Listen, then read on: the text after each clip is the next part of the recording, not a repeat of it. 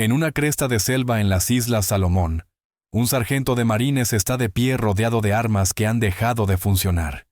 La fecha es 24 de octubre de 1942, acercándose la medianoche. 5 ametralladoras Browning, diseñadas para disparar 500 balas por minuto, están ahora silenciosas o atascándose después de cada pocos disparos. Sus cañones brillan rojos por el calor. Sus mecanismos se han agarrotado. En la oscuridad, miles de soldados japoneses se están concentrando para un asalto final para recapturar el campo Henderson. Si esta posición falla, todo el perímetro puede colapsar. El sargento no tiene repuestos, sin cañones de reemplazo, sin tiempo para que las armas se enfríen. Lo que sí tiene es comprensión profunda de cómo funcionan las máquinas, y aproximadamente 30 minutos antes de que la próxima ola ataque. La decisión que toma en este momento determinará si su posición se sostiene o si el avance japonés logra victoria completa antes del amanecer.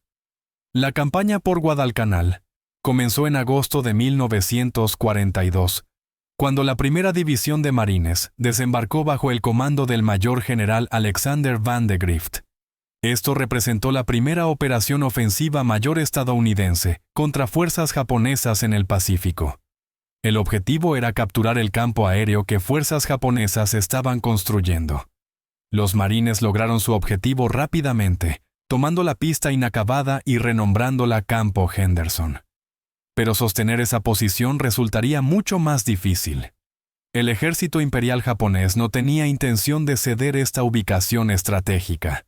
Planificadores japoneses comprendían que control del campo Henderson significaba control de las Islas Salomón del Sur. Fuerzas japonesas pasarían los próximos 6 meses intentando retomar lo que habían perdido, comprometiendo decenas de miles de tropas. Entre los marines estaba un sargento llamado John Basilone, nacido en Buffalo, Nueva York, en 1916. Había servido en el ejército antes de alistarse en el Cuerpo de Marines, en 1940. Era conocido por habilidad excepcional con ametralladoras pesadas y talento inusual para resolver problemas mecánicos bajo condiciones de campo. Las condiciones en Guadalcanal probaban resistencia humana. La selva densa creaba un ambiente donde visibilidad raramente excedía 50 yardas. El calor regularmente excedía 100 grados Fahrenheit. La humedad causaba que metal se oxidara, tela se pudriera y cuero se desintegrara en días. Enfermedades tropicales eran tan peligrosas como fuego enemigo. Malaria infectó miles. Disentería debilitaba a hombres ya sufriendo de nutrición inadecuada. Suministros llegaban irregularmente. Barcos tenían que navegar aguas controladas por fuerzas navales japonesas de noche y sujetas a ataque aéreo durante horas de luz. Los marines aprendieron a racionar todo. Mantenimiento de equipo era una lucha constante. Armas se oxidaban de la noche a la mañana. Lubricantes se convertían en lodo en el calor. Fuerzas japonesas controlaban las aguas alrededor de Guadalcanal durante horas nocturnas, enviando buques de guerra para bombardear posiciones estadounidenses. El efecto psicológico de estos bombardeos nocturnos era severo. Dormir se volvió casi imposible. Durante horas de luz, aeronaves japonesas atacaban el campo Henderson repetidamente. Peor que bombardeo eran los asaltos terrestres. Doctrina japonesa enfatizaba acción ofensiva agresiva. Unidades atacaban en olas, probando líneas defensivas hasta que localizaban puntos débiles. Oficiales entrenados en tradición Bushido consideraban muerte en batalla honorable y rendición vergonzosa. El perímetro defensivo estadounidense estaba bajo presión constante. Patrullas japonesas sondeaban las defensas nocturnamente. Francotiradores enfrentaban objetivos de oportunidad. La tensión nunca disminuía. Para finales de octubre, fuerzas japonesas habían acumulado refuerzos sustanciales. El general Harukichi Hyakutake comandaba el 17º Ejército con órdenes de aplastar resistencia estadounidense antes del fin de octubre. Estimaciones sugerían que había reunido aproximadamente 20,000 soldados. La confianza japonesa era suficientemente alta que Tokio ya había preparado anuncios de victoria. Fuerzas estadounidenses se prepararon. Posiciones de ametralladora fueron reforzadas con sacos de arena y troncos. Campos de fuego fueron despejados. Munición fue distribuida, aunque cantidades permanecían inadecuadas. Todos comprendían la aritmética. Los defensores estarían superados en número. John Basilone comandaba una sección de ametralladoras posicionada en un sector crítico conocido como Cresta Sangrienta. Su posición bloqueaba uno de los accesos primarios al campo aéreo. Si esta sección colapsaba, el perímetro entero podría deshilarse. Con Basilone estaban aproximadamente 15 Marines operando ametralladoras Browning M1917. Cada arma podía disparar 500 balas por minuto. Pero las armas eran temperamentales. Fuego sostenido causaba sobrecalentamiento. Sobrecalentamiento causaba atascos y fallas mecánicas. Mientras oscuridad caía el 24 de octubre, tensión agarró las posiciones. Alrededor de las 21:30 horas, artillería japonesa comenzó el bombardeo. La intensidad excedió cualquier cosa experimentada previamente. Luego, a través del humo, vino algo peor.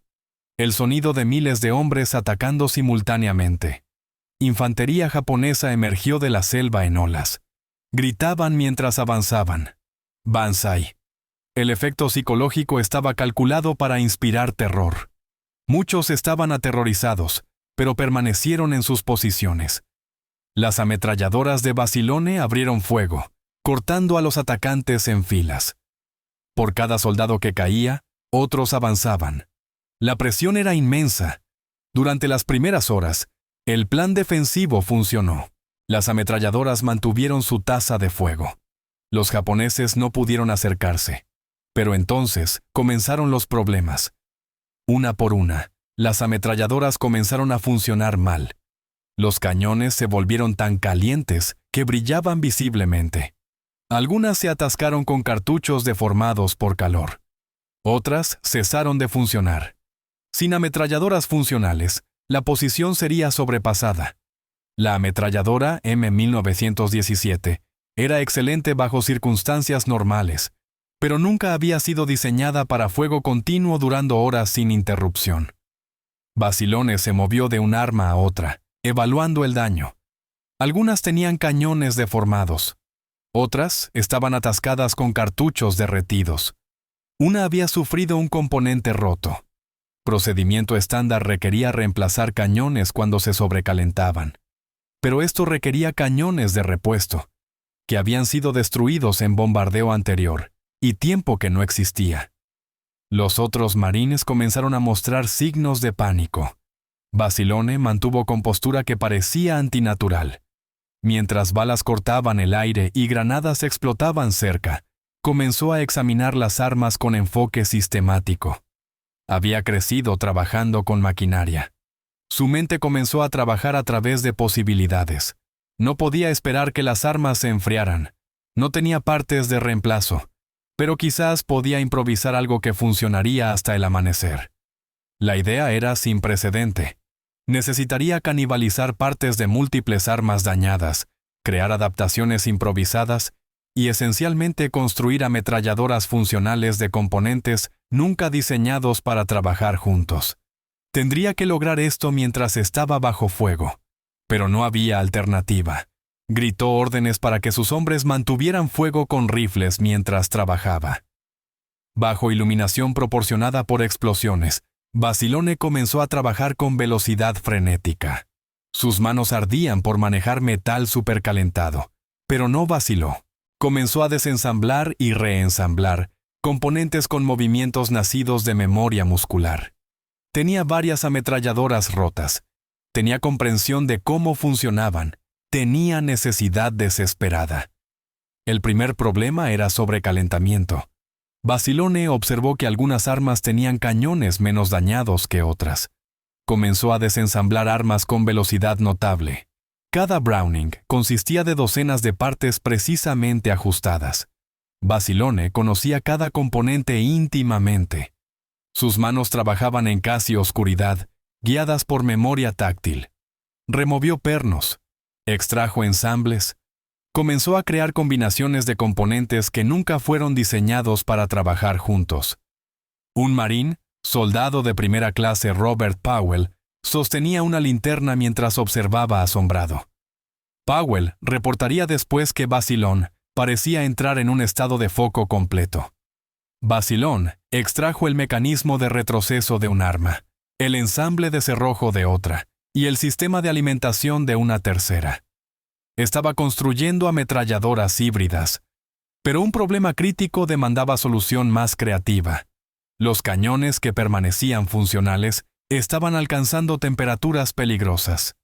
Sin agua o lubricantes apropiados, Basilone necesitaba una alternativa. La idea que le ocurrió parecería absurda en cualquier otro contexto. Ordenó a sus hombres orinar en sus cascos y traerle el líquido. Marines corrieron portando cascos llenos de orina para usar como refrigerante improvisado. La técnica funcionó. Orina proporcionó enfriamiento suficiente para mantener temperaturas operacionales por varios minutos. Basilone vertió el líquido sobre cañones humeantes, creando nubes de vapor, pero enfriando suficiente para continuar disparando. Mientras tanto, continuó su reconstrucción. Un arma tenía un resorte que había perdido tensión. Basilone removió un resorte de un arma destruida, lo cortó a longitud apropiada y lo instaló. Otra tenía un sistema de bloqueo funcionando intermitentemente. Desensambló el ensamble, limpió acumulación de carbono y aplicó aceite de rifle. A lo largo de este proceso, explosiones continuaron sacudiendo la posición. Después de aproximadamente 45 minutos, Basilone había logrado algo notable. De 5 ametralladoras rotas o apenas funcionando, había creado 3 armas completamente operacionales y una cuarta que funcionaba intermitentemente. Personalmente, reposicionó cada ametralladora para maximizar ventaja táctica. Comprendía cómo posicionar armas automáticas para crear patrones de fuego cruzado. Cuando las ametralladoras modificadas reanudaron disparo, el efecto fue inmediato. Fuerzas japonesas se encontraron nuevamente bajo fuego devastador. Pero munición estaba siendo consumida a tasas insostenibles. Los suministros más cercanos estaban aproximadamente 50 metros lejos, a través de terreno barrido por fuego japonés. Sin vacilar, Basilone comenzó a correr a través de la zona de muerte para recuperar munición. Balas rebotaban alrededor de él mientras se movía en patrones zigzag. Alcanzó el depósito y comenzó a cargar cintas sobre sus hombros. Cada cinta pesaba aproximadamente 5 kilogramos. Portó tanto como podía físicamente manejar, probablemente excediendo 40 kilogramos. Luego hizo la carrera de regreso bajo fuego pesado.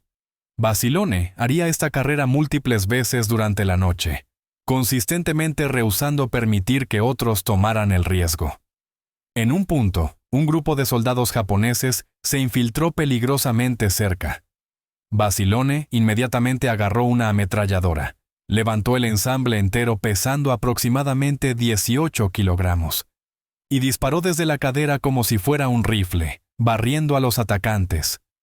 Esta acción realmente ocurrió y fue presenciada por múltiples marines. Disparar desde la cadera requería fuerza excepcional porque el retroceso era brutal, pero Basilone lo logró. Mientras noche progresaba a horas de madrugada, ataques japoneses comenzaron a disminuir. Las bajas que habían sufrido eran devastadoras. Mientras primera luz iluminaba el horizonte, se volvió claro que los marines habían sostenido su terreno. El campo Henderson estaba seguro. Cuando amanecer llegó la mañana del 25 de octubre, reveló una escena de destrucción casi incomprensible. El área frente a la posición de Basilone estaba cubierta con cuerpos. Estimaciones posteriores sugirieron más de 1000 soldados japoneses habían sido muertos en ese sector solo. Las ametralladoras de Basilone todavía humeaban. El suelo estaba craterizado y manchado con sangre. Basilone estaba cubierto de hollín, sudor y sangre. Sus manos estaban severamente quemadas por manejar metal sobrecalentado, pero había rehusado parar para tratamiento. Permaneció en su puesto, asegurando que sus ametralladoras estuvieran listas. Oficiales que inspeccionaron la posición quedaron asombrados. El mayor general Vandegrift personalmente visitó el área. Los otros marines uniformemente acreditaron a su sargento con salvarlos. Sin su trabajo manteniendo las ametralladoras operacionales, la posición ciertamente habría sido sobrepasada. El ataque japonés había sido el esfuerzo más significativo para retomar el campo Henderson. Su fracaso marcó un punto de inflexión crucial. El ejército imperial había sufrido pérdidas que no podía reemplazar fácilmente. En días siguientes, patrullas encontraron evidencia de qué tan devastador había sido el fuego. Diarios recuperados revelaron el terror que ametralladoras habían inspirado. Un oficial japonés capturado contó que sus tropas habían sido repetidamente ordenadas a atacar esa posición y cada vez fueron diezmadas. Corresponsales de guerra comenzaron a escuchar historias sobre el sargento que había sostenido solo una posición crítica. Basilone rápidamente se convirtió en figura legendaria. Cuando preguntado sobre sus acciones, simplemente declaró que estaba haciendo su trabajo y cuidando de sus hombres. En semanas siguiendo la batalla, Comando de Marines condujo entrevistas detalladas. Relatos de testigos fueron notablemente consistentes. El teniente coronel Lewis Puller personalmente recomendó a Basilone para la Medalla de Honor. La citación describiría cómo contribuyó materialmente a la derrota y virtual aniquilación de un regimiento japonés. Pero la citación falló en capturar completamente el aspecto más extraordinario: la pura ingenuidad de reconstruir ametralladoras funcionales de armas rotas en medio de batalla. Este tipo de pensamiento improvisado bajo presión extrema representaba el tipo de innovación que resultaría decisivo. En mayo de 1943, Basilone fue llamado de regreso a Estados Unidos para recibir la Medalla de Honor del general Vandegrift. Se convirtió en el primer marine alistado en recibir la Medalla de Honor en la Segunda Guerra Mundial. Fue asignado a una gira de bonos de guerra, apareciendo en mítines donde multitudes se reunían. Recaudó millones de dólares. Durante esta gira, visitó fábricas de armas y conoció trabajadores que manufacturaban ametralladoras Browning. Compartió sus experiencias, incluyendo los problemas que había encontrado. Sus observaciones llevaron a modificaciones de diseño menores que mejoraron confiabilidad. También visitó campos de entrenamiento donde demostró técnicas apropiadas de manejo de ametralladora. Pero Basilone no estaba cómodo con toda la atención. Era fundamentalmente un hombre de acción. Sentía que su lugar estaba con compañeros marines en el Pacífico. Solicitó repetidamente regresar a deber de combate. El cuerpo inicialmente rehusó. Le ofrecieron una comisión de oficial y posiciones cómodas. Rehusó todo. Finalmente, en diciembre de 1943, el cuerpo acordó enviarlo de regreso. Basilone fue asignado al 27º Regimiento de Marines como instructor de armas. A principios de 1944, Basilone estaba de vuelta en el Pacífico, preparándose para la invasión de Iwo Jima. Entrenó marines en compañía Charlie. Compartió todo lo que había aprendido en Guadalcanal.